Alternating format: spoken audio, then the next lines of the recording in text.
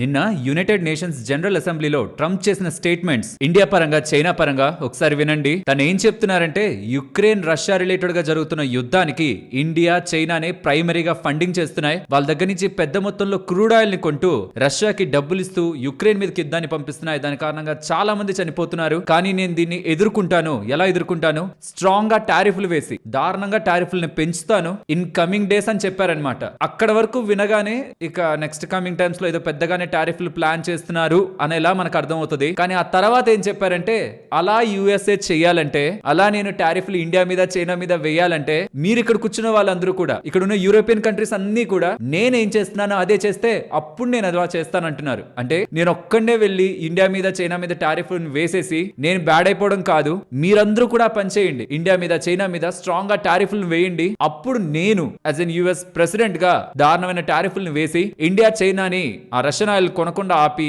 Ukraine అలాగే Russia మధ్యలో ఉంటున్న యుద్ధాన్ని ఆపుతాను అని మరి అంతా బానే చెప్పారు కదా తను మనం అనుకుంటాం. నిన్న తను United nations general assembly UNGA related గా మొత్తం మీటింగ్ అయిపోయింది. ఇన్ఫాక్ట్ ఆ మీటింగ్ జరిగే ముందు కరెక్ట్ గా తను ఎస్కలేటర్ లో వెళ్దాం అనుకుని ఎక్కుతూ ఉంటారు, అది ఆగిపోతుంది అనమాట. ఇంకా నడుచుకుని వెళ్లాల్సి ఉంటుంది. టెలిప్రాంప్టర్ కరెక్ట్ గా తన స్పీచ్ ఇవ్వాలనుకున్నప్పుడు అది పనిచేయదు. అండ్ ఇంకొన్ని టెక్నికల్ ఇష్యూస్ కూడా ట్రంప్ రిలేటెడ్ గా నిన్న యుఎన్జిఏ లో యునైటెడ్ నేషన్స్ జనరల్ అసెంబ్లీలో చాలా చోట్ల కూడా టెక్నికల్ ఇష్యూస్ ఎదురయ్యాయి. ఈవెన్ ట్రంప్ కూడా స్టేట్మెంట్స్ చేశారు. ఎవరో నన్ను కావాలని యునైటెడ్ నేషన్స్ రిలేటెడ్ గా నేను ఇస్తున్న స్పీచ్ రిలేటెడ్ గా నాకు ప్రాబ్లమ్స్ క్రియేట్ చేయాలని ప్రయత్నిస్తున్నారు, ఎవరైనా బిగ్ ట్రబుల్ అనిలా కూడా స్టేట్మెంట్స్ వచ్చాయి. బట్ ఇది out of the topic. But ఎందుకు చెప్తున్నానంటే తన రిలేటెడ్ గా చాలా లెవెల్స్ లో హేట్రేడ్ ఉంటున్నట్టుంది. అక్కడ ఉన్న ఎంప్లాయీస్ ఆర్ వర్కర్స్ తన రిలేటెడ్ గా ట్రబుల్స్ ని క్రియేట్ చేయాలని అయితే ప్రయత్నించారు. బట్ అక్కడంతా మీటింగ్ అయిపోయి తను వెనక్కి వెళ్ళిపోతున్న టైంలో ఒక రిపోర్టర్ అడిగారనమాట, ఇండియా చైనా రిలేటెడ్ గా మీరు ఆయిల్ కొంటుంది రష్యా దగ్గర నుంచి, దానివల్లే యుక్రెయిన్ యుద్ధం జరుగుతుంది, యుక్రెయిన్ రష్యా మధ్యలో యుద్ధం జరుగుతుంది అంటున్నారు. మరి మీరు కూడా రష్యా దగ్గర నుంచి యురేనియం ప్లూటోనియం $755 మిలియన్ దగ్గరగా కొన్నారే, లాస్ట్ ఇయర్ తో చాలా ఎక్కువగా కొంటున్నారే, మరి మీరు దాన్ని కట్ ఆఫ్ ఎప్పుడు చేస్తారు, మీరు దాన్ని ఎప్పుడు ఆపేస్తారు అన్న దానికి తన దగ్గర ఆన్సర్ లేదు. ఒకసారి మీరు అది సో వాళ్ళు వాళ్ళ అవసరాల కోసం కొంటున్న వాటిని ఆపట్లేదు. అండ్ ఆ డబ్బులతో రష్యా ఎవరి మీద యుద్ధం చేయదు. కానీ ఇండియా చైనా ఇంకేదైనా ఇతర దేశాలు వాళ్ళ ఎనర్జీ సోర్సెస్ కోసం ఆయిల్ ని కొనుక్కుంటుంటే మాత్రమే రష్యా డబ్బులతో యుద్ధం చేస్తుంది. అండ్ నిజంగా ఇండియాకి అగైనెస్ట్ గా ఒకవేళ ఇండియా వల్లే రష్యా యుద్ధం చేస్తుంది అనుకుంటే వాయిస్ రైజ్ చేయాల్సిన కంట్రీ ఏంటి? యుక్రెయిన్ ప్రెసిడెంట్ జెలెన్స్కీ ఏం స్టేట్మెంట్ చేశారో తెలుసా? ఇండియా మా సైడే ఉంది, యాక్చువల్ గా ఇండియా ఉన్నది రష్యా సైడ్ పాజిటివ్ గా, కానీ తిను యూరోపియన్ కంట్రీస్ లో ఒక పార్ట్ అవుతూ ఉండడం, ఇండియాని అగెనెస్ట్ గా మాట్లాడితే ఎక్కడ మనం ఇష్యూస్ ని ఫేస్ చేస్తామా అని గతంలో ఒకసారి చేశారులేండి స్టేట్మెంట్స్ కూడా ఇండియాకి అగెనెస్ట్ గా. ఇండియా మా సైడే ఉంది, కానీ వాళ్ళు ఎనర్జీ కోసం కొనుక్కుంటున్నారు రష్యాతో ఆయిల్, అలానే రష్యాతో ఉండిపోయినట్టు కాదు ఇండియా. ఇండియా యుక్రెయిన్ సైడే ఉంది. అండ్ యూరోప్ కూడా మొత్తం ఎంటైర్ యూరోప్ రీజన్ కూడా ఇండియాతో స్ట్రాంగ్ గా సంబంధాలని ఏర్పాటు చేసుకోవాలి, ఇండియాని మన పక్కే ఉంచుకోవాలనేలా వాళ్ళు భావిస్తున్నారు. We must not withdraw from the Indians. మనమేం వాళ్ళకి సహాయం చేయట్లేదే. ఒక కంట్రీ పేరుని యుఎస్ఏ వాళ్ళు తీస్తున్నారు, యూరోపియన్స్ తీస్తున్నారు, చైనా జపాన్ అండ్ ఇలాంటి చాలా దేశాలు కూడా ఒక కంట్రీ రిలేటెడ్ గా అంత ఆసక్తి చూపిస్తున్నాయంటే సర్టైన్ వే ఆ కంట్రీ రిలేటెడ్ గా సంథింగ్ ఉండాలి కదా. ఏది లేకుండా ఇండియా ఇండియా అని ఎందుకు అనాలి? ఆ ఉండడంలో main important thing population. That itself gives the consumption. ఏదైనా జరగాలనుకుంటే కన్సంప్షన్ ఉండాలనుకుంటే అక్కడ అసలు పాపులేషన్ ఉండాలి. వెస్టర్న్ సైడ్ మీరు చూస్తే పాపులేషన్ అంతా చాలా స్కేటర్డ్ గా కనిపిస్తుంది. ఏషియాడ్ సైడ్ కి వస్తే చైనా ఎలాగో వీళ్ళని అలౌ చేయట్లేదు, మిగులుతున్నది ఇండియా. ఎకానమీ పరంగా ఇండియా గ్రో అవుతుంది, బట్ ఇది కాదు వాళ్ళకి కావాల్సింది. As a consumption based country ఇండియాతో సరైన టైస్ ఉంటే, సరైన రిలేషన్స్ ఉంటే చాలా విధాలుగా వాళ్ళ కంట్రీస్ కి సంబంధించిన ఎకానమీస్ ని వీళ్ళు ఇంప్రూవ్ చేసుకోవచ్చు. సో గ్లోబల్ గా జరుగుతున్న ఎంటైర్ ఇష్యూని ఒక్క లైన్ లో పెట్టాలంటే ట్రంప్ మళ్ళీ ఇండియా చైనా గురించి మాట్లాడుతున్నారు. కానీ ఈసారి నేను ఏదైనా చెయ్యాలంటే మాత్రం నేను ఒక్కడిని అయితే చేయను, కానీ మీరందరూ కలిసి రావాలి, యూరోపియన్ కంట్రీస్ అన్ని కలిసి వస్తే చేస్తానంటున్నారు. వాళ్ళు వస్తారా అంటే ఇక్కడ యుక్రెయిన్ వాళ్ళే చెప్తున్నారే యూరోప్ ఇండియా చాలా కలిసి ఉండాలి, రిలేషన్స్ ని పాడు చేసుకోవద్దని. మరి ఎందుకు యూరోప్ ఇండియాకి అగెనెస్ట్ గా వెళ్తుంది? ట్రేడ్ డీల్స్ పరంగా కూడా యూరోపియన్ యూనియన్ ఇండియాతో డిస్కషన్స్ లో ఉంది కదా, అది జరగదు. అది జరగకపోతే ట్రంప్ కూడా వేనంటున్నారు కాబట్టి అది ఇష్యూ కాదు. అండ్ వాళ్ళు కొంటున్న యురేనియం ప్లూటోనియం రిలేటెడ్ గా మాత్రం ఎటువంటి ఆన్సర్ కూడా తన దగ్గర నుంచి రాలేదు. అండ్ యుక్రెయిన్ రిలేటెడ్ గా ఉంటున్న ప్రెసిడెంట్ జెలెన్స్కీ ఇండియాని సపోర్ట్ చేస్తున్నారు, యూరోపియన్ నేషన్స్ కూడా ఇండియాతో ఉండాలంటున్నారు. కాబట్టి what ever the trade issues ఇప్పటి వరకు అవుతూ వచ్చాయో, యాజ్ ఆఫ్ నౌ ఈ పాయింట్ కి మాత్రం ఇండియాకి అగైనెస్ట్ గా కొత్త ఫ్యాక్టర్స్ టర్న్ అవుతున్నట్లు కనిపించట్లేదు. అలానే ఇండియాకి పాజిటివ్ గా కూడా, అంటే ట్రంప్ నెక్స్ట్ వేసిన టారిఫ్ ని వెనక్కి లాగేసేలా కూడా మనకి డేటా కనిపించట్లేదు. వాళ్ళైతే క్లియర్ స్టాండ్ లోనే ఉన్నారు. రష్యన్ ఆయిల్ కొనడం ఇండియా ఆపాలి,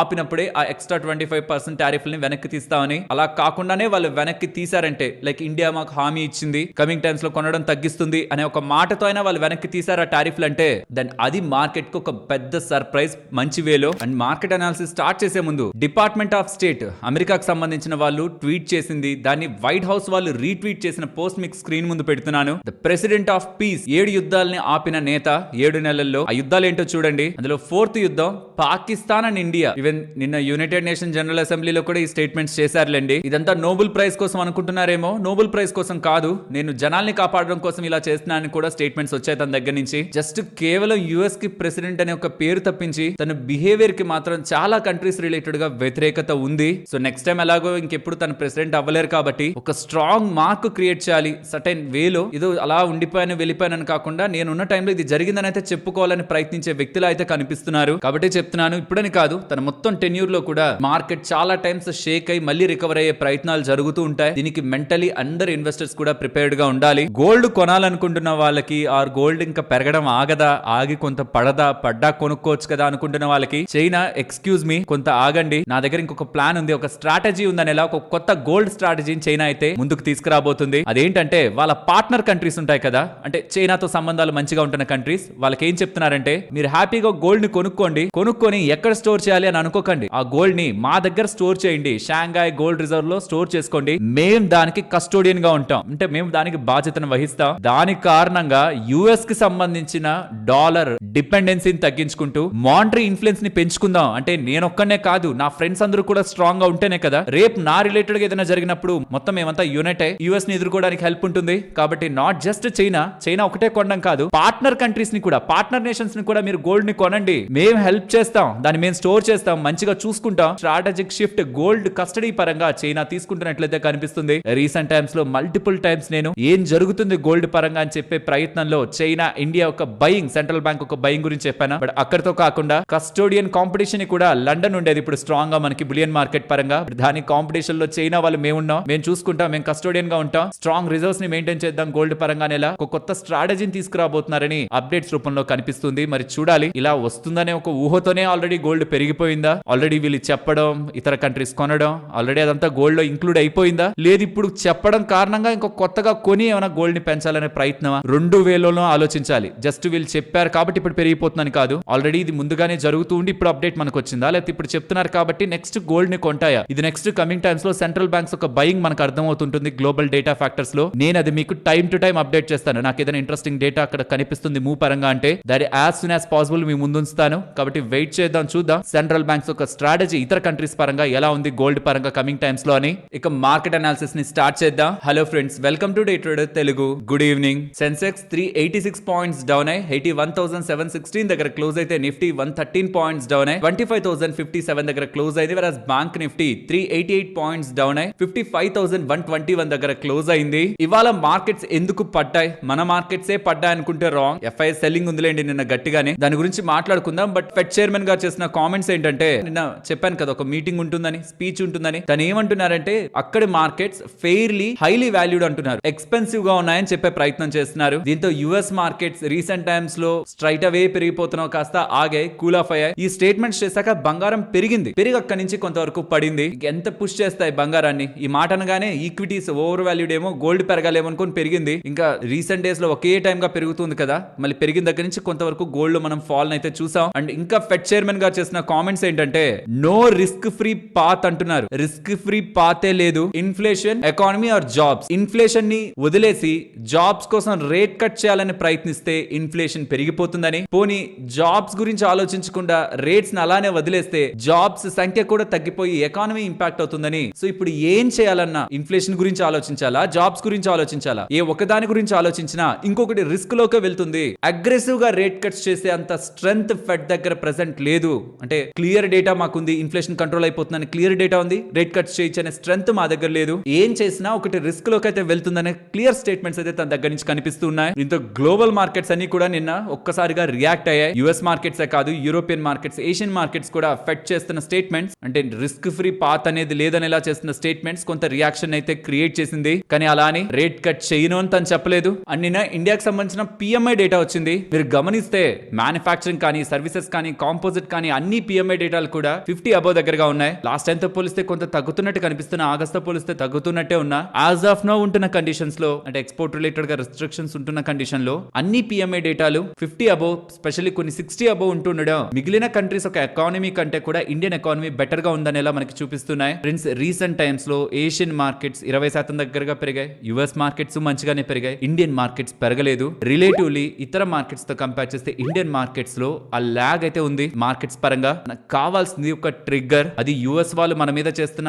హేట్రెడ్ థింగ్ అంతా ఉంది కదా, దాన్ని వెనక్కి తీసుకుంటున్నారన్న లాగైనా మనకు ఒక ట్రిగ్గర్ కావాలి. లేదు అలానే ఉన్నారు, ఇండియన్ కంపెనీస్ అయినా అవుట్ పర్ఫార్మ్ చేయాలి కమింగ్ నెంబర్స్ లో. ఈ రెండిట్లో ఏం జరిగినా సరే మార్కెట్స్ దాన్ని చాలా స్ట్రాంగ్ గా తీసుకుంటాయి. అండ్ ఈ అక్టోబర్ 1st మనకి ఆర్బీఐ రిలేటెడ్ గా మీటింగ్ కూడా ఉంది, MPC monetary policy committee meeting కూడా ఉంది. రేట్ కట్ ఎక్స్పెక్టెడ్ లోనే ఉంది అక్కడ, అంటే అది పెద్ద సర్ప్రైజ్ కూడా కాదు 25 బేసిస్ పాయింట్స్ కట్ అనేది. ఇంకేదైనా పాజిటివ్ కామెంట్స్ చేస్తారా? బికాస్ ఇవాళ మీరు అబ్జర్వ్ చేశారంటే చాలా వరకు ఫైనాన్షియల్ ప్లాట్ఫామ్స్ లో ఎఫ్ఐఎస్ ఒక లిమిట్, బ్యాంక్స్ ఒక ఓనర్షిప్ పరంగా పెంచే ప్రయత్నంలో గవర్నమెంట్ ఉందనేలా కనిపిస్తుంది. ప్రెసెంట్ 15% ఎంత ఉంది, అది 20% చేయాలనుకుంటున్నారు. 5% ఇట్స్ నాట్ ఏ జోక్. ఒక సెక్టార్ రిలేటెడ్ గా ఇంపాక్ట్ చేస్తే చాలు. రీసెంట్ టైమ్స్ లో బ్యాంకింగ్ స్పేస్ పరంగా అన్ని రకాలుగా పాజిటివ్స్ ఉన్నాయి. ఎందుకంటే డొమెస్టిక్ గా కన్సంప్షన్ స్ట్రెంగ్ అవుతుందంటే లాభ పొందబోయే అన్ని సెక్టార్స్ కి వాల్యూ యాడెడ్ గా బ్యాంకింగ్ స్పేస్ ఉంటుంది. ఆర్బీఐ రేట్ కట్స్ కూడా బ్యాంకింగ్ స్పేస్ నే ఇంపాక్ట్ చేస్తాయి. చాలా విధాలుగా బ్యాంకింగ్ స్పేస్ యాక్చువల్లీ మొత్తం మార్కెట్ పెరగాల్సి వస్తే ముందుగా ఉండాల్సింది బ్యాంకింగ్ స్పేస్. దాని పరంగా కూడా ఇంకొక వాల్యూ యాడెడ్ తీసుకొస్తున్నారు. ఈ ఎఫ్ఐ లిమిట్ పెంచాలని చూస్తున్నారు అంటున్నారా? ఇది జరిగిందంటే మాత్రం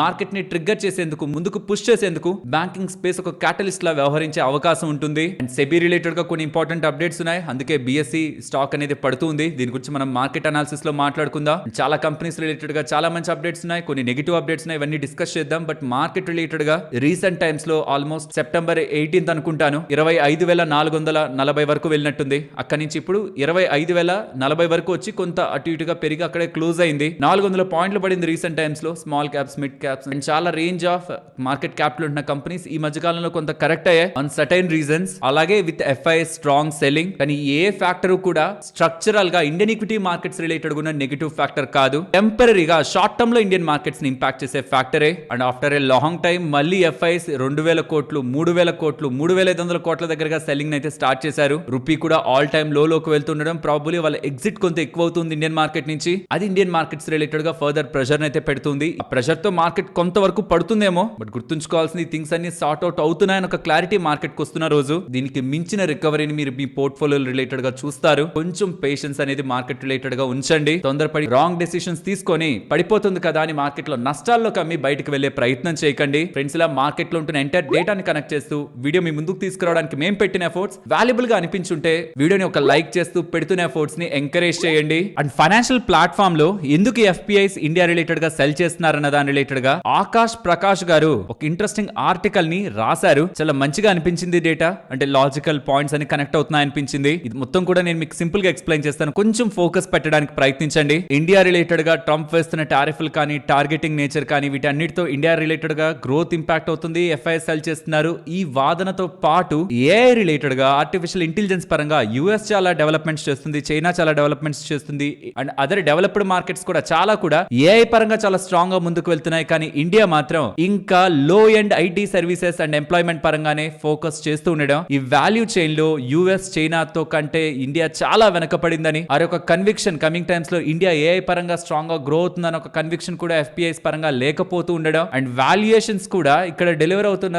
నెంబర్స్ కంటే కూడా ఎక్స్పెన్సివ్ అవుతూ ఉండడం ఎఫ్ఐఎస్ రిలేటెడ్ గా కన్విక్షన్ ని ఇండియా పరంగా తగ్గించాయని. And 7 to 8% real growth GDP పరంగా చెప్తున్నారు. అది కనిపిస్తే, ఆ కన్విక్షన్ కనిపిస్తే దెన్ అప్పుడు ఫ్లోస్ అనేటివి స్టార్ట్ అవుతాయని. దట్ మీన్ ఏదైతే ప్రెసెంట్ ఇండియన్ మార్కెట్స్ కమాండ్ చేశాయో వాల్యుయేషన్స్ ని, అవి జస్టిఫై అయ్యేలా జీడిపి గ్రోత్ అండ్ కంపెనీస్ యొక్క ఎర్నింగ్స్ కూడా సపోర్ట్ చేయాలని. ఈ లోపు గవర్నమెంట్ కూడా నెక్స్ట్ వేవ్ ఆఫ్ రిఫార్మ్స్ ని తీసుకొచ్చి ట్యాక్స్ రిలేటెడ్ గా బర్డన్స్ ని ప్రజల మీద తగ్గించడం అండ్ కార్పొరేట్స్ రిలేటెడ్ గా గ్రేటర్ ఫ్లెక్సిబిలిటీ అండ్ ఇన్నోవేషన్ పరంగా ఫ్రీ హ్యాండ్ ఇస్తూ ఇండియాలో గ్రోత్ ని తీసుకురావడానికి గవర్నమెంట్స్ కూడా హెల్ప్ చేస్తే ఏఐ ట్రాన్సిషన్ పరంగా హైయర్ వాల్యూ బిజినెస్ ఇక్కడ ఇండియాలో కూడా డెవలప్ అవుతుందని ఒక కన్విక్షన్ ఈ ఎఫ్ఐఎస్ కి క్రియేట్ అయినప్పుడు ఆటోమేటిక్ గా ఫండ్స్ ఇండియా రిలేటెడ్ గా మళ్ళీ స్ట్రాంగ్ గా ఫ్లో అవుతాయని. సో ఏఐ వాల్యూ చైన్ పరంగా ఇండియా వెనకపడుతూ ఉండడం, డెవలప్డ్ మార్కెట్స్ కూడా చాలా మంచి రిటర్న్స్ ఇస్తున్నాయి కదా, ఇప్పుడు నేను ఎమర్జింగ్ మార్కెట్ లో ఎందుకు డబ్బులు పెట్టాలి? ఏఐ రిలేటెడ్ గా చైనా కానీ, యుఎస్ కానీ చాలా మంచి గ్రోత్ ఇస్తున్నప్పుడు నా డబ్బులు ఇండియాలో ఉండి డాలర్ రిలేటెడ్ గా రూపీను వీక్ అవుతూ ఇండియాలో ఉండి ఏఐ రిలేటెడ్ గా వెనకపడ్డా ఆ సెగ్మెంట్ లో నేను ఎందుకు డబ్బులు పెట్టాలని ఎక్కడైనా ఒక ఫారిన్ ఇన్స్టిట్యూషనల్ ఇన్వెస్టర్ యాంగిల్లో సెల్లింగ్ కొనసాగుతూ ఉండొచ్చనేలా కూడా ఆకాష్ గారు అయితే చెప్పారు. ఈ ఏఐ రిలేటెడ్ గా ఇంపాక్ట్ ఒక పాయింట్ లో అగ్రీ చేయాలి. మన Indian IT companies recent times లో మల్టిపుల్ టైమ్స్ అనుకున్నాం కదా, ఉంటున్న ఫ్రీ క్యాష్ ని కొంత మేరకైనా రిస్క్ చేసి ప్రాజెక్ట్స్ పరంగా, R&D పరంగా, ఇన్నోవేషన్ పరంగా స్పెండ్ చేసే ప్రయత్నం చేస్తే మన దగ్గర కూడా చాలా మంది టాలెంటెడ్ పీపుల్, ఇండియాలో వర్క్ చేస్తున్న వాళ్ళు కూడా చాలా మంది చాలా మంచి ఐడియాస్ తో ఉంటుంటారు. వాళ్ళని ట్రైన్ చేసి వాళ్ళని ఇన్క్యుబేట్ చేస్తే $1 మిలియన్ కంపెనీస్ వాళ్ళే క్రియేట్ చేస్తారు. దానికి ఫండింగ్ కావాలి, దాన్ని ఈ ఐటీ కంపెనీస్ ప్రోత్సహించవచ్చు. అప్పుడు స్ట్రాంగ్ వాల్యూ చైన్ ఉంటున్న బిజినెస్ ఇండియాలో కూడా క్రియేట్ అవుతాయి. అది వెళ్ళిపోతున్న FIS ని ఆపడం మాత్రమే కాదు, పెద్ద మొత్తంలో ఫండింగ్ ని కూడా ఇండియాలోకి తీసుకొస్తుంది. వీటన్నిటి పరంగా గవర్నమెంట్ అండ్ కంపెనీస్ ఖచ్చితంగా వర్క్ చేయాలి. ఈ మధ్య కాలంలో BSE స్టాక్ ఒకే సైడ్ గా పడిపోతుంది కదా. యాక్చువల్ గా BSE స్టాక్ ఈ రిస్ట్రిక్షన్స్ ఏం లేకపోతే చాలా డిఫరెంట్ గా మూవ్ అవ్వాల్సిన స్టాక్ అది. NSE కూడా, ఎందుకంటే ఇండియన్ మార్కెట్స్ అండర్ పెనట్రేషన్ లో ఉన్నాయి. కమింగ్ టైమ్స్ లో ఖచ్చితంగా పెనట్రేషన్ స్ట్రెంథెన్ అవుతుంది. సో లాజిక్ లేదు యాక్చువల్లీ, వాటికి చాలా సపోర్ట్ ఉండాలి మార్కెట్ నుంచి. కానీ పడుతున్నాయంటే ఏదో స్ట్రాంగ్ రీజన్ కమింగ్ టైమ్స్ లో సెబీ దగ్గర నుంచి రాబోతుందని ఇలా ఇండికేషన్ అయితే మనం మెంటలీ ప్రిపేర్ అవ్వాలి. ఇవాళ సోర్సెస్ నుంచి కరెక్ట్ గా మార్కెట్ క్లోజ్ అయ్యే ముందు కొంత టైం బ్యాక్ CNBCకి సంబంధించిన యాంకర్ ఒక డేటాను షేర్ చేస్తున్నారు. ఇక్కడ మీరు పెడుతున్నాను చూడండి. SEBI consultation paper weekly options ని తీసేయడానికి, లాంగ్ టర్మ్ కాంట్రాక్ట్స్ ని తీసుకురావడానికి స్టార్ట్ చేసిందని చెప్తున్నారు. ఇది సోర్సెస్ మాత్రమే, తీసుకొచ్చాక అది రియాలిటీ అవుతుంది కన్సల్టేషన్ పేపర్ వచ్చాక. But in majority of times sources ద్వారా వస్తున్నవి నిజమే అవుతున్నాయి. ఇది యాక్చువల్లీ కొన్ని వారాల క్రితం వచ్చింది, తర్వాత మళ్ళీ ఏం లేదన్నారు. మళ్ళీ సెబీ చైర్మన్ అడిగితే మేము దాని మీద వర్క్ చేస్తున్నాం అన్నారు. లేదు అనలేదు, ఉంటుందనలేదు, వర్క్ చేస్తున్నాం అన్నారు. ఆ వర్క్ స్టార్ట్ అయిందని పెద్ద పెద్ద బ్రోకింగ్ ఫిర్మ్స్ అందరినీ కూడా సెబీ వాళ్ళు కాంటాక్ట్ అయ్యి దీన్ని ఎందుకు తీయాలనుకోవాలి, తీయకూడదు అనుకోవాలి, మీ ఒపీనియన్స్ ని, సజెషన్స్ ని రైటింగ్ లో ఇవ్వండి, ఇన్ రైటింగ్ లో ఇవ్వండి అని సెబీ అడిగినట్టు, నాట్ ఓన్లీ బ్రోకర్స్, ఎక్స్చేంజెస్ ని కూడా అడిగినట్టు, కన్సల్టేషన్ పేపర్ తీసుకుని వచ్చే ముందు ఎక్స్చేంజెస్ ని, బ్రోకింగ్ ఫిర్మ్స్ ని సెబీ ఇది అడుగుతున్నట్లయితే మనకి డేటా కనిపిస్తుంది. ఇఫ్ ఇన్ కేస్ ఇలా కానీ జరిగితే ఇక్కడ కూడా 2 ఆప్షన్స్ వస్తాయి. ఉంటున్న ఎక్స్పైరీ, మంత్లీ ఎక్స్పైరీ, NSEకి BSEకి ఒకే రోజు పెడతారా, డిఫరెంట్ డేస్ ని పెడతారా అని.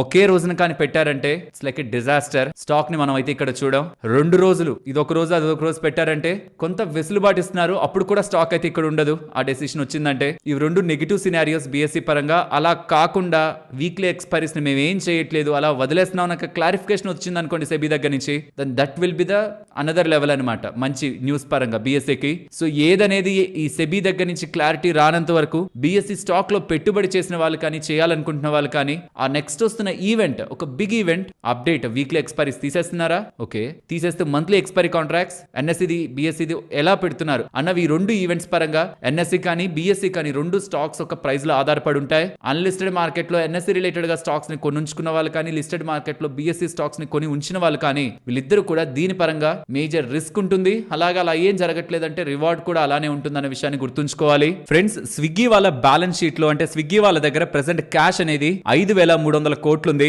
కానీ అది ఇప్పుడు 7,700 కోట్లకి వెళ్ళబోతుంది. ఎలా 2,400 కోట్లు ఎలా వస్తుంది స్విగ్గీ ఒక బ్యాలెన్స్ షీట్ లోకి డబ్బులుగా అంటే, స్విగ్గీ వాళ్ళు ర్యాపిడో రిలేటెడ్ గా 2022లో వాళ్ళు చేసిన పెట్టుబడి 950 కోట్లు అనేది ప్రెసెంట్ 2,400 కోట్లకు వెళ్ళిందని, 2.5 టైమ్స్ దగ్గరగా పెరిగిందని, దాని రిలేటెడ్ గా వెళ్ళుకుంటున్న టోటల్ వాటాని 12% స్టేక్ ని సిరీస్ డి అలాగే C షేర్స్ ని రెండింటిని కూడా అమ్మేస్తూ డబ్బుల్ని రైజ్ చేయబోతున్నట్లయితే చెప్తున్నారు. ఈ డబ్బులతో స్విగ్గీ వాళ్ళు వాళ్ళ ఇంటర్నల్ బిజినెస్ ఎక్స్పాన్షన్ కోసం వాడతారంటున్నారు. అండ్ 11 రూపాయల స్టాక్ అయిన ఈ గాయత్రి ప్రాజెక్ట్స్ NCLT పరంగా సెటిల్మెంట్ ప్లాన్ కి అయితే వెళ్ళింది. ఇది సుబ్బిరామిరెడ్డి గారు ఉన్నారు కదా, రాజ్యసభ MP, తనకి సంబంధించింది అనమాట. తను ఏ పార్టీకి సంబంధించిన వ్యక్తి, కాంగ్రెస్ పార్టీకి సంబంధించిన వ్యక్తి. యూజువల్ గా ఇలాంటి వాటిల్ని పొలిటికల్ కోణాల్లోనే చూస్తుంటారు. కంపెనీలకు సంబంధించి ఏదైనా NCLT లో అప్రూవల్ కి వచ్చినా, లేకపోతే ఏదైనా రుణమాఫీ జరుగుతున్న వాళ్ళ పరంగా ఉంటున్న డెట్ ని ఏదైనా చేంజ్ చేస్తున్నా, ఇది పొలిటికల్ యాంగిల్ లోనే వెళ్తుంది. దీని రిలేటెడ్ గా ఉంటున్న బ్యాక్ డ్రాప్ మాట్లాడుకోవాలంటే వీళ్ళు చాలా బ్యాంక్స్ కి పెద్ద మొత్తంలో బకాయిలు అయితే పడ్డారు. ఇక్కడ మీరు గమనిస్తే 8,100 crores దగ్గరగా వీళ్ళు బకాయిలు పడ్డారు చాలా బ్యాంక్స్ కి. మొత్తం ఆ బ్యాంక్స్ అన్నిటిని లీడ్ చేసినది కెనరా బ్యాంక్. అండ్ ఆ డబ్బుల్ని కట్టలేని పరిస్థితిలోకి వీళ్ళు వెళ్తూ ఉండడం, NCLT కి కంపెనీ వెళ్ళిపోయింది, నేషనల్ కంపెనీ లా ట్రిబ్యునల్ కి. అక్కడ గాయత్రి ప్రాజెక్ట్స్ వాళ్ళు ఒక ప్రపోజల్ ని పెట్టారనమాట. మేము 1 టైం సెటిల్ చేస్తాం, కాకపోతే కట్టాల్సిన 8,100 కోట్లు అయితే మేము కట్టలేం, 2,400 కోట్లు మాత్రమే మేము కడతామని చెప్పారు. అండ్ దానికి బ్యాంక్స్ అన్ని కలిసి ఉంటున్న కన్సార్టియం ఒప్పుకుంది. 97% ఆఫ్ ద లెండర్స్ ఫేవర్ గా ఓట్ చేశారు. సో ఏవేవైతే బ్యాంక్స్ అప్పులు ఇచ్చాయో ఆ అప్పుల్లో ఇప్పుడు బ్యాంక్స్ కి రికవర్ అవుతున్నది 30% మాత్రమే. ఇలానే నిజంగా ఒక రైతు తీసుకుంటున్న లోన్ ని వదిలేస్తారా, లేకపోతే ఒక మధ్య తరగతి వ్యక్తి తీసుకున్న లోన్ కట్టలేకపోతే ఈ విధంగానే తను నేను ఇంతే కడతాను ఇంత మాత్రమే అని తన దగ్గర నుంచి కూడా ఒక 1 టైం సెటిల్మెంట్ ని అడగచ్చు కదా. తన దగ్గర ఉంటున్న డబ్బులు ఇంత ఇంత అని ఎలా సెటిల్ చేసుకోవడానికి 1,000 కోట్లని వదిలేస్తూ ప్రెజర్ మెడల్ రిలేటెడ్ గా మాత్రం స్ట్రిక్ట్ రూల్స్ ని బ్యాంక్స్ మెయింటైన్ చేస్తూ ఉంటాయి. ఇది కొంత ఫ్రస్ట్రేషన్ వస్తుంది, ఎందుకంటే ఇదంతా ట్యాక్స్ పేయర్స్ మనీయే. ఇంకొక విషయం, ఇది చాలా ప్లాట్ఫామ్స్ లో పొలిటికల్ నేచర్ తో మనకి పబ్లిష్ అవుతూ ఉంది, కానీ దీనికి ఒప్పుకుంటున్నవే బ్యాంక్స్ 97% దగ్గరగా అగ్రీ చేశారు. అంటే బ్యాంక్స్ యాంగిల్ లో చూస్తే మాకు రాదు అనుకున్న డబ్బుల్లో ఎంతో కొంత రికవర్ అయింది కదా, 30% రికవర్ అయింది కదా అని చూస్తాం. బట్ ఇదే విధానం ఏదైనా మధ్యతరగతి వ్యక్తికి, ఒక రైతుకి, ఆ ఇబ్బందుల్లో ఉంటున్న పర్సన్ కి కూడా అసలు ఛాన్సే ఇవ్వరు కదా. బట్ వీళ్ళకి మాత్రం ఇన్ని వేల కోట్లు అప్పులు పడ్డ వాళ్ళకి మాత్రం ఈ బెనిఫిట్స్ ఉంటాయి.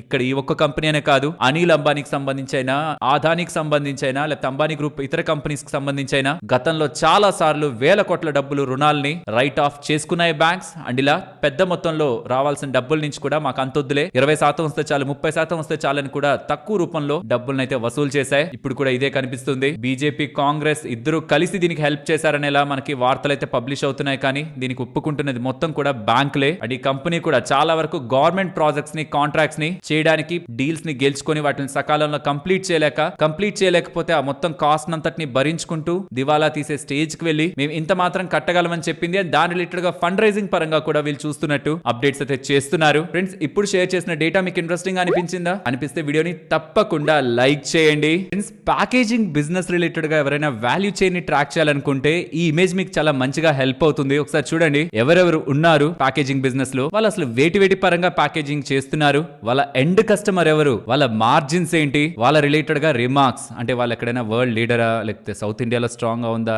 మార్కెట్ షేర్ ఏమైనా స్ట్రాంగ్ గా ఉందా, ఆర్ వాళ్ళ రిలేటెడ్ గా కమ్యూనిటీ ఫ్లక్చుయేషన్స్ ఏమైనా ఉంటాయా, ఇవన్నీ కూడా ఎండ్ లో ఉంటూ మంచి డేటా మీకు ఇమేజ్ లో ఉంటుంది. ఇండియన్ ప్యాకేజింగ్ కంపెనీస్ రిలేటెడ్ గా అనాలిసిస్ చేస్తున్న వాళ్ళకి ఇది హెల్ప్ అవ్వచ్చు. వీలైతే ఒక స్క్రీన్ షాట్ తీసి ఉంచండి. ఫ్రెండ్స్, యూపీఐ రిలేటెడ్ గా భారీ మార్పులు రాబోతున్నట్లయితే కనిపిస్తుంది. ఇప్పటి వరకు ఈఎంఐ పేమెంట్స్ మీరు ఎక్కడ చూస్తూ వచ్చుంటారు, కార్డ్స్ పరంగా, స్పెషల్లీ క్రెడిట్ కార్డ్స్ పరంగా కదా. కానీ ఇకపై యూపీఐ రిలేటెడ్ గా కూడా ఈఎంఐ పేమెంట్స్ తీసుకురావాలనే ఆలోచనలో ఎన్పిసిఐ వాళ్ళు, national payments corporation of India వాళ్ళు ప్లాన్ చేస్తున్నట్టు. ఈ మధ్య కాలంలో క్రెడిట్ లైన్స్ ని తీసుకొచ్చారు కదా యూపీఐ పరంగా. ఎవరైనా అప్పు కావాలంటే యూపీఐ ద్వారా తీసుకోవచ్చు. దాని తర్వాత ఇప్పుడు ఈఎంఐల్ని కూడా ఏదైనా కావాలనుకుంటే కొనేసుకొని నెల యూపీఐ ద్వారా ఈఎంఐల్ని కూడా, ఆ ఫీచర్ ని కూడా తీసుకురావాలని నెక్స్ట్ వెర్షన్ లో అది రావడానికి పాసిబిలిటీ ఉంటుందనేలా అప్డేట్స్ అయితే కనిపిస్తూ ఉన్నాయి. చూడాలి కమింగ్ టైమ్స్ లో యూపీఐ రిలేటెడ్ గా ఇంకెలాంటి ఇంట్రెస్టింగ్ చేంజెస్ వస్తాయని. అండ్ ఇవాళ మిండా స్టాక్ ఇంతలా స్ట్రాంగ్ గా పెరిగిందా, దానికి కారణం మీ ముందే పెట్టేస్తున్నాను. వీళ్ళు విజన్ 2030 అని ఒక బిగ్ అనౌన్స్మెంట్ చేశారు. 2030 లోపు వీళ్ళు ఏం చేయాలనుకుంటున్నారని. ఏం చేయాలనుకుంటున్నారు పెద్దగా, రెవెన్యూ 5,056 కోట్ల దగ్గర నుంచి 17,500 కోట్లకు తీసుకెళ్తారంట. సిఏజిఆర్ ప్రకారం చూస్తే 28% సిఏజిఆర్. రెవెన్యూ పక్కన పెట్టండి, మార్జిన్స్ ఏమైనా కాంప్రమైజ్ చేస్తారేమో సేల్స్ ని పెంచుకోవడానికి అని అనుకుంటే, ఆపరేటింగ్ ప్రాఫిట్ 29.5% సిఏజిఆర్ తో గ్రో చేస్తారట. అంటే మార్జిన్స్ స్టెబిలైజ్ గా పెడితే, ఇన్ఫాక్ట్ మార్జిన్స్ ని ఇంప్రూవ్ లో పెట్టుకుంటూ 29.5% సిఏజిఆర్ తో ఆపరేటింగ్ ప్రాఫిట్ ని గ్రో చేసుకుంటూ, ఆర్ఓసి ని కూడా 20 నుంచి 25% ప్రెసెంట్ ఉన్న ఆర్ఓసి ని, రిటర్న్ ఆన్ క్యాపిటల్ ఎంప్లాయిడ్ ని కూడా ఇంప్రూవ్ చేస్తారు అంటుండ్రా. చాలా ఇంట్రెస్టింగ్ స్టేట్మెంట్స్ ఇవి. లూమాక్స్ కూడా మీకు గుర్తుండే ఉండాలి, సిమిలర్ స్టేట్మెంట్స్ అనమాట. 3,600 crore నుంచి 11,000 crore రెవెన్యూకి వెళ్ళిపోతామని 24% సిఏజిఆర్ తో చెప్పారు. ఈ ఆటో యాక్సలరీ సెక్టార్ లో మాత్రం అంటే చాలా స్ట్రాంగ్ గ్రోత్ యాంటిసిపేషన్స్ అయితే కనిపిస్తున్నాయి. మిడాకాప్ కానీ, లూమాక్స్ ఆటో కానీ. ఈ లూమాక్స్ ఆటో వాళ్ళ రిలేటెడ్ గా ప్రెజెంటేషన్ కూడా మీ ముందు పెడుతున్నాను చూడండి, ఎంతలా గ్రో అవుతారని ఇలా వీళ్ళు చెప్తున్నారని. సో ఈ రీజన్స్ తోనే ఇవాళ మిండా ఇంతలా పెరిగింది స్టాక్. నెక్స్ట్ పీబీ ఫిన్టెక్ ఇవాళ పడడానికి ప్రధానమైన కారణం, ఇవాళ సోర్సెస్ నుంచి వస్తున్న ఇన్ఫర్మేషన్ ప్రకారం సిఎన్బిసి వాళ్ళు పెట్టారులేండి. వాళ్ళు చెప్తున్నది డిస్ట్రిబ్యూషన్ కాస్ట్ ని, కమిషన్స్ ని తగ్గించాలని ఐఆర్డీఏ వాళ్ళు ఇన్సూరెన్స్ పాలసీల పరంగా ఆలోచిస్తున్నారని, దాని పరంగా చర్యలు తీసుకోవాలనుకుంటున్నారని ఇలా చెప్తూ ఉండడం. పీబీ ఫిన్టెక్ వాళ్ళ బిజినెస్ అదే కదా, ఇన్సూరెన్స్ పాలసీలు అమ్ముతుంటారు. వీళ్ళకి ఏమైనా ఇంపాక్ట్ పడుతుందని మార్కెట్ భయపడుతూ స్టాక్ లో అయితే మనకు ఆ రియాక్షన్ కనిపించింది. నెక్స్ట్ క్యాబినెట్ దగ్గర నుంచి shipping and maritime financing related గా డొమెస్టిక్ కెపాసిటీ పరంగా స్ట్రెంథెన్ చేయడానికి 69,725 crores విలువ చేసే comprehensive package Indian shipping and maritime sector కి రిలీజ్ చేశారని, అందులో వేటికి ఎంతెంత డివైడ్ చేస్తూ రిలీజ్ చేస్తున్నారని ఒక క్యాబినెట్ డెసిషన్ ని కూడా ఇక్కడ మీరు స్క్రీన్ మీద గమనించొచ్చు. ఇదే కాదు, మెడికల్ ఎడ్యుకేషన్ పరంగా, రైల్వే ప్రాజెక్ట్స్ పరంగా ఇంకా క్యాబినెట్ కొన్ని ప్రాజెక్ట్స్ అయితే అప్రూవల్ కి అయితే ఇచ్చింది. బట్ అందులో షిప్ బిల్డింగ్ పరంగా ఇస్తున్నది క్యాబినెట్ అప్రూవల్ అయితే చాలా పెద్దది. అండ్ H1B వీసాస్ రిలేటెడ్ గా ట్రంప్ ఒక కొత్త పద్ధతిని తీసుకురావాలని ప్రయత్నిస్తున్నట్లయితే కనిపిస్తుంది. ఇప్పటి వరకు లాటరీ సిస్టమ్ ఉండేది. 85,000 వీసాల కంటే ఎవరైనా ఎక్కువగా H1B ని అప్లై చేసుకోవాలనుకుంటే అది మోస్ట్లీ ప్రతి సంవత్సరం లిమిట్ దాటిపోతుందిలేండి. ఈసారి కూడా దాని లిమిట్ కి మించి ఉన్న వాటికంటే ఎక్కువగా ఎవరైనా అప్లై చేసుకోవాలనుకుంటే ఏ బేసిస్ తో ఇవ్వాలి? ఎక్కువగా ఒక 2 లక్షల అప్లికేషన్స్ వచ్చాయనుకుందాం H1B కి. ఏ బేసిస్ మీద ఆ 2 లక్షల మందికి ఇవ్వాలి? ఉన్నది ఒకవేళ 85,000 అనుకుంటే అందరికి ఇవ్వలేరు. కాబట్టి ఇప్పటి వరకు లాటరీ బేసిస్ వెళ్ళేది, కానీ ఇకపై లాటరీ బేసిస్ కాదని high waged workers or high skilled workers కి మాత్రమే H1B H1B వీసా ఇస్తారని, అంటే వాళ్ళకి అధికంగా శాలరీలు ఇవ్వడానికి కంపెనీలు రెడీగా ఉంటే తప్పించి ఎవరికైతే హై శాలరీస్ ఉంటాయో వాళ్ళకి మాత్రమే ఇస్తారని చెప్తున్నారు. కాబట్టి అధికమైన శాలరీలు పొందే వ్యక్తులకి తప్పించి అమెరికాలో మిగిలిన వాళ్ళని లాటరీ బేసిస్ తో కూడా రావాల్సిన నీడ్ లేకుండా, అంటే అసలు ఆ ప్రాసెస్ లేకుండా కొత్త రూల్స్ తీసుకురావాలనుకుంటున్నట్లయితే అప్డేట్స్ అయితే కనిపిస్తూ ఉన్నాయి. US government proposes new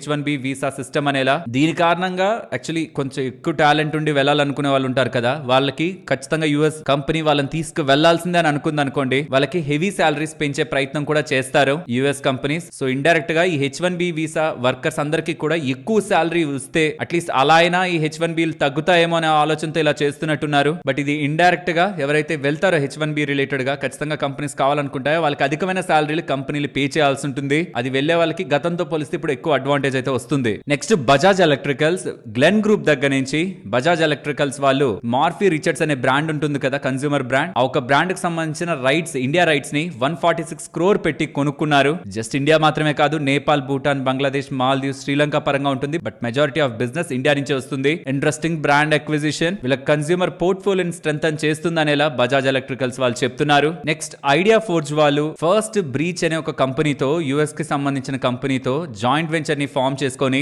drone manufacturing చేయబోతున్నారనేలా updates చేస్తున్నారు. అది కూడా అమెరికాలో. దీంతో యుఎస్ డ్రోన్ మార్కెట్ ని ఐడియా ఫోర్జ్ వాళ్ళు టార్గెట్ చేస్తున్నట్లు చెప్తున్నారు. నెక్స్ట్ SCPC ఇంజనీరింగ్ వాళ్ళు 75 crore 20 lakhs విలువ చేసే 4 ఇన్ఫ్రా ప్రాజెక్ట్స్ ని, ఇవన్నీ కూడా రెసిడెన్షియల్ ఇన్ఫ్రా ప్రాజెక్ట్స్, వీటిని గెలుచుకున్నారని, నెక్స్ట్ 8 to 9 months లో కంప్లీట్ చేస్తారని ఎక్స్చేంజెస్ కి చెప్పారు. నెక్స్ట్ ఐటీ కంపెనీస్ లో ఇన్ఫోసిస్ వాళ్ళు స్ట్రాటజిక్ కొలాబరేషన్ ని సన్ రైజ్ వాళ్ళతో కుదుర్చుకున్నారని. ఇది స్విట్జర్లాండ్ కి సంబంధించిన one of the top telecom operator, I think second అనుకుంటా. ఆ ఒక టెలికాం ఆపరేటర్ కి సంబంధించిన IT transformation, secure and agile digital foundation and future AI integration పరంగా ఈ డీల్ ఉంటుందని అప్డేట్ చేశారు. ఆల్సో HCL టెక్నాలజీస్ కూడా స్వీడన్ కి సంబంధించిన ఆటో జైంట్, అక్కడ టాప్ ఆటో మ్యానుఫ్యాక్చరర్ తో మల్టీ ఇయర్ డీల్ ని కుదుర్చుకున్నారని. అది నాట్ ఓన్లీ స్వీడన్, వరల్డ్ లోనే one of the largest commercial vehicle maker. వాళ్ళతో మల్టీ ఇయర్ డీల్ ని కుదుర్చుకున్నారని. ఇన్ఫాక్ట్ దాంతో వాళ్ళకి ఆల్రెడీ కాంట్రాక్ట్ ఉంది, ఆ కాంట్రాక్ట్ ని రెన్యూ చేసుకొని ఎక్స్పాండ్ చేస్తున్నారని అప్డేట్ చేశారు. HCC వాళ్ళకి 2566 crores విలువ చేసే పాట్నా మెట్రో ప్రాజెక్ట్ పరంగా ఆర్డర్స్ లభించాయని. పాట్నా స్టేషన్,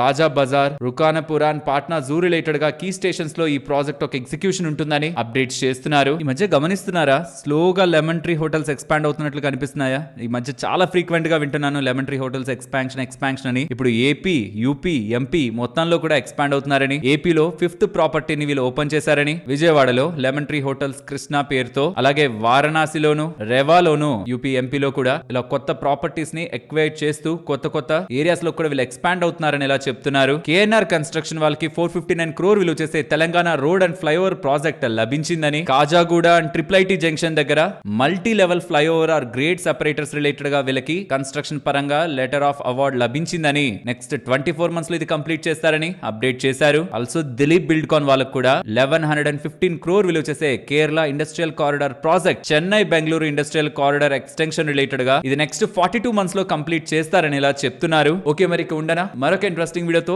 మళ్ళీ మీ ముందుకు వస్తాను. అంతవరకు టేక్ కేర్, జై హింద్.